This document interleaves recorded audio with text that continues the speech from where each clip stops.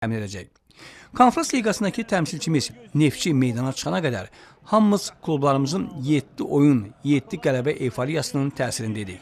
3 illik aradan sonra Avropa səhnəsinə qayıdan Neftçidən möhtəşəm bir dönüş gözlənilirdi. Rəqib də uyğun idi. Avrokuboklarda ev oyunlarını UEFA'nın qadağası üzündən öz ölkəsində keçirməyən, son illər futbolu böhran yaşayan Belarusun tarixi klubu Dinamo Minsk. Neftçi 8 dəqiqəyə 2 qol vuranda artıq bu oyunu da, cavab maçını da unudub növbəti rəqib Portuqaliya Braqasının xəyallarını qururduq. Amma Neftçi qısa müddətdə bizi göylərdən yerə endirdi. Endirdi də yox, çırpdı. Dinamo Minsk olduqca bəsit bir qolla birinci hissədə fərqi azaltdı. Bu qapçı Emin Balayevin rəqibə hədiyyəsi oldu. Ona əvəzləyən Rıza Cəfərov da ikinci qolda Neftçiyə kömək edə bilmədi. Sonraki 2 qolu isə Neftçinin müdafiə xətti özü rəqib üçün təşkil etdi.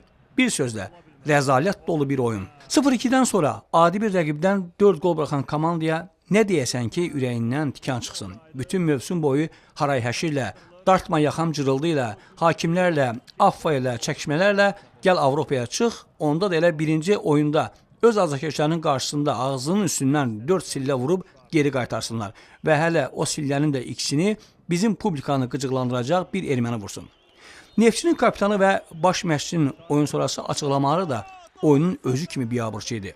Kapitan Emin Mahmudov deyir ki, 2-0-dan sonra elə bildik oyunun taleyi həll olunub. Bunu yaşı 34-ə çatan, 20-nə yaxın da peşəkar futbolda olan birisi deyir. Qarşıda 80 dəqiqədən də çox vaxt qalarkən necə oyunun taleyinin həll olunduğunu düşünmək olar. Demək, sizin futbolçu təfəkkürünüz, peşəkarlığınız o deyil. Özü də deyir ki, neçənci dəfədir. Neftçinin oyununda belə olur. Bəs eyni hal dəfələrlə təkrarlanırsa, siz oyunçular, baş məşqçi nə işlə məşğulsuz? Baş məşqçi Yuri Vernudovun açıqlamasına bax hələ.